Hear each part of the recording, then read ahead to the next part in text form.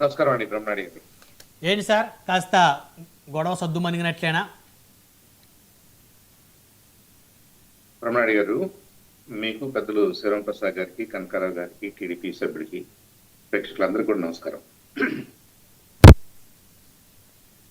I think Pawan Kalyan గారు deputy CM గారికి ఆరోగ్యం బాగుండలేదు అని సీఎం గారు వెళ్ళి పలకరించినట్టుగా, పరామర్శించినట్టుగా చూస్తున్నాము. బియాండ్ దట్ వాళ్ళిద్దరి మధ్యలో ఏం జరిగింది అనేది నాకు తెలియదు, మీకు కూడా తెలియదని అనుకుంటున్నాను. కాబట్టి ఇక ఆ మీటింగ్ కి సంబంధించి మనం ఎంత మాట్లాడుకున్నా కానీ ఊహాగానమే. ఆ ఊహాగానం అనేది యాక్చువల్ ఏదైతే సమస్యగా కనిపిస్తుందో దానికి సమాధానం కాలేదు. ఇప్పుడు గమ్మత్ ఏంటంటే, కూటమి ఉండాలి, కలిసి ఉండాలి అని ఎవరైతే కోరుకుంటున్నారో వాళ్ళందరూ కూడా బాలకృష్ణ గారు ఏదో అనేశాడు, ఆయన ఇల్ ఇంటెన్షన్ తో అనలేదు, ఏదో క్యాజువల్ గా అనేసే తత్వం ఉన్న మనిషి అని చాలా వరకు 99% ఆఫ్ కూటమి అభిమానులు బాలకృష్ణ గారు అన్నదాన్ని సమర్థించాలని ట్రై చేస్తున్నారు. దురదృష్టం ఏంటంటే 4 రోజుల తర్వాత, 5 రోజుల తర్వాత కొన్ని వేల గంటల డిస్కషన్స్ అయిపోయి సమాజం అంతా ఉడుకుతుంది, చివరికి మెగాస్టార్ చిరంజీవి గారే వివరణ ఇవ్వాల్సిన పరిస్థితికి వచ్చింది అన్న తర్వాత కూడా బాలకృష్ణ గారు పెదవిపోవటం అనేది చాలా చాలా దురదృష్టకరం. ఐ థింక్ ఆయన ఇప్పటికైనా ఆయన ఎవరి మాట వింటే, ఎవరైనా చెప్పగలిగితే, చంద్రబాబు నాయుడు గారే చెప్పగలిగితే, ఆయన చేత నేను పొరపాటున అన్నాను, నాది ఆ ఉద్దేశం కాదని ఒక్క మాట అంటే ఇదంతా సమస్య పోతుంది. జనసేన ఎక్స్పెక్ట్ చేస్తుందా ఆయన దగ్గర నుంచి? I think civil society expects. మీరు నేను కాదు బ్రహ్మనాయుడు, అవును సార్, అవును. ఈ ప్యానల్ లో ఉన్న వాళ్ళే కాదు, సివిల్ సొసైటీ ఏం ఎక్స్పెక్ట్ చేస్తుందంటే, నేను అన్నానో లేదో నాకు తెలియదు, నేను బీచ్ నుంచి కూర్చోవచ్చు, కానీ మీరు అన్నారనే అభిప్రాయానికి ప్రపంచం వచ్చింది. Perceptions are more powerful than reality అని మనందరికీ తెలుసు కదా. ఒక పర్సెప్షన్ క్రియేట్ అయినప్పుడు ఒక మెగాస్టార్ గారిని, సంబంధం లేని మనిషిని మీరు ఈ డిస్కషన్ లోకి తీసుకురావడం, అది కూడా కొద్దిగా డెరిగేటరీగా, మీరు ఏ ఉద్దేశంతో అన్నారో ఎందుకన్నారో మనకు తెలియదు, కానీ మీరు డెఫినెట్ గా డెరిగేటరీ లాంగ్వేజ్ వాడారని ప్రపంచం అంతా అర్థం చేసుకుంది. దీన్ని పొరపాటు అయిపోయింది అని చెప్పడానికి బాలకృష్ణ గారికి ఎంత టైం పట్టుద్ది? రోజు రోజుకి మనకేం అభిప్రాయాలు వస్తున్నాయి? ఇప్పుడు ఆయన కావాలని అన్నాడేమో, ఆయన వెనక ఎవరన్నా ఉన్నారేమో అని వైఎస్ఆర్ వాళ్ళు అంటారు, మిగతా వాళ్ళు అంటారు.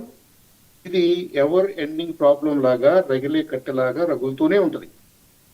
ఇది అవసరమా? కాబట్టి ఐ థింక్ సొల్యూషన్ అనేది చాలా స్ట్రైట్ ఫార్వర్డ్ సొల్యూషన్ ఉంది, చాలా సింపుల్ సొల్యూషన్ ఉంది. పొరపాటు ఎవరికైనా జరుగుద్ది. బాలకృష్ణ గారికి ఇల్ ఇంటెన్షన్ ఉందని అయితే నేను అనుకోవట్లేదు, కానీ ఒక మాట దొరికినప్పుడు నేను అలా అనలేదు అని అనటం ఇన్ని సమస్యలకి పరిష్కారం అయిపోద్ది కదా. ఇప్పుడు మీరు అడిగారండి బ్రహ్మనాయుడు గారు, దీంట్లో ఉన్న డిఫికల్టీ నేను చెప్తాను. ఈ డిస్కషన్ లో ఉన్న డిఫికల్టీ, మీరు చంద్రబాబు నాయుడు గారు వెళ్ళి పవన్ కళ్యాణ్ గారి దగ్గరికి వెళ్ళారు, విషయం సమస్య పోయిందా అని క్వశ్చన్ అడిగారు. అసలు వాళ్ళిద్దరికి ఏం సంబంధం అండి? వాళ్ళిద్దరు ఏం మాట్లాడుకున్నా కానీ ఈ సమస్యకి ఏం సంబంధం? చిరంజీవి గారి అభిమానులు వీళ్ళిద్దరు ఏదో మాట్లాడుకున్నారు కాబట్టి బిహైండ్ ద డోర్స్ వాళ్ళు ఎందుకు సాటిస్ఫై అవుతారు? ఆ ప్రెజెంప్షన్ తప్పు కదా. అలా మనం ఊహించుకోవడమే తప్పు. కాబట్టి ఇవాళ జన సైనికులు అన్నా, చిరంజీవి ఫ్యాన్స్ అన్నా, వీళ్ళలో మళ్ళీ కన్సిడరబుల్ పోర్షన్ కాపులు ఉన్నారు కదా, అది కీలకమైన వర్గం కదా. ఇవాళ కూటమి ఏర్పడటంలో కానివ్వండి, కూటమి సుస్థిరంగా ఉండటానికి కానివ్వండి, కూటమి ఇంకొద్ది కాలం నడవడానికి కానివ్వండి, కాపు వర్గీయులు అత్యంత కీలకము అని ఎవరికన్నా అర్థం కాకపోతే ఇంకా మనం ఏ విషయాన్ని గురించి మాట్లాడుకున్నా మనకు ఉపయోగం లేదు. అలాంటి వర్గంతో మనం చాలా చాలా జాగ్రత్తగా ఉండాలనేది కూటమిలో ఉన్న ప్రతి ఎమ్మెల్యే, ప్రతి కార్యకర్త, ప్రతి నాయకుడు, అప్ టు చీఫ్ మినిస్టర్ గారు అది అనుకుంటూ దాన్ని కాపాడుకుంటూ ముందుకెళ్తేనే ఇది ముందుకెళ్తుందండి. ఇవాళ మనం ఏం ఎక్స్పెక్ట్ చేస్తున్నాము? ఎవరికైతే దెబ్బ తగిలిందో వాళ్ళని అర్థం చేసుకోమంటున్నాం.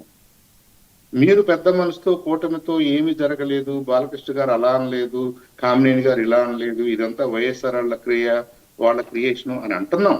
ఉమ్. But is that entirely true?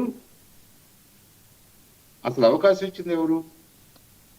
మనం ఒక పార్టీ వాళ్ళు, ఒక కూటమి వాళ్ళు మన వీక్నెస్ ను, మనలో ఉన్నటువంటి ఇంకేదన్నాను ఇంకోటో పొరపాటు జరిగింది అనుకోండి, అపోజిషన్ పార్టీ వాళ్ళు ఎక్స్ప్లాయిట్ చేయరా? అపోజిషన్ పార్టీ వాళ్ళు ఎక్స్ప్లాయిట్ చేయటము అనేది ఏమన్నా కొత్త న్యూస్? అది న్యూస్ కాదు కదండి. I think we need to be very very objective. Brahmanaidu garu దీని మీద హుష్ చేసేసి మనం అయిపోయిందంతా everybody is happy go home అన్నారనుకోండి, గో హోమ్ లాగా ఉండకపోవచ్చు అనేది ఒక జన సైనికుడిగా 20 సంవత్సరాలుగా ఈ ప్రాంతంలో తిరుగుతున్నటువంటి ఒక కార్యకర్తగా, రాజకీయ కార్యకర్తగా నాకు అనిపిస్తుంది. ఓకే, ఫైనల్ గా కాబట్టి- బాలకృష్ణ గారు నోరు విప్పితే తప్ప చిరంజీవి గారు మళ్ళీ సాటిస్ఫై అవ్వరు. అని కాదండి, అది ధర్మం కదా అంటున్నాను. ఓకే. ఉమ్. అది ధర్మం కదా అంటున్నాను. ఇంకా రెండోది, బ్రహ్మనాయుడు గారు వీ డోంట్ వాంట్ టు, ఎందుకంటే అధికార పక్షంలో ఉండి అధికార పక్షంలో ఏం తప్పులు జరిగినాయి అనేది ఇక్కడ మాట్లాడటం కరెక్ట్ గా ఉండదు కాబట్టి మనం మాట్లాడట్లేదు. అవును. హౌస్ లో ఉన్న ఎమ్మెల్యేలు అందరూ, ఉమ్. పార్టీలు ఏమైనా కానీ, హౌస్ లో ఉన్నటువంటి ఆ డిప్యూటీ స్పీకర్ గారు, సభను కండక్ట్ చేస్తున్నటువంటి డిప్యూటీ స్పీకర్ గారు, లేదా ఇంకొకళ్ళు అంత మందిలో అరే ఇది కరెక్ట్ కాదు కదా, ఇలా అనకూడదు కదా, ఆ డైలాగ్ ని ఎక్స్పెంజ్ చేయాలి కదా అన్న ఆలోచన రాకపోవడం కూడా ఎంత దురదృష్టం చూడండి. ఎంత దురదృష్టం అది. ఇవాళ ఇందాక మన పెద్దలు శివప్రసాద్ గారు అంటున్నారు, శివరాంప్రసాద్ గారు, కామినేని శ్రీనివాసరావు గారు నా మాటలను తొలగించండి అన్నారు కాబట్టి ఆ ఎంటైర్ స్ట్రీమ్ వెళ్ళిపోద్ది అని. ఐ డోంట్ థింక్ సో అండి, అది కాదు. Will understand on that. నేను పొరపాటుగా మాట్లాడిన మాట ఏదన్నా ఉంటే నా మాటను నేను వెనక్కి తీసుకుంటున్నానంటేనే ఎక్స్పెంజ్ అవుతుంది. ఉమ్. ఎవరో మాట్లాడిన దాన్ని నేను చేయలేను. ఈ డిస్కషన్ లో వచ్చిన అంతా మొత్తం కూడా కొట్టేయాల్సిన అవసరం లేదు. ఆ మాటని, ఆ సెంటెన్స్ ని, ఆ ఆరోపణని మాత్రమే స్పీకర్ విచక్షణ తోటి ఎక్స్పెంజ్ చేస్తారు. ఉమ్. ఇవాళ కూడా బాలకృష్ణ గారు ఏం మాట్లాడారో అది రికార్డ్స్ లోనే ఉంటది. సరే, రికార్డ్స్ షూరా అది అంటే ఇందాక శివరాం ప్రసాద్ గారు అదే నేను అడిగాను సార్, ఇప్పుడు కామినేని శ్రీనివాసరావు గారే కదా రికార్డ్స్ నుంచి నా వ్యాఖ్య తొలగించమంది. నాకు వచ్చిన ఇన్ఫర్మేషన్ ఏంటంటే మొత్తం ఇష్యూలో ఇద్దరిది ఎక్స్పెంజ్ అవుతుందని వచ్చింది. ఓకే.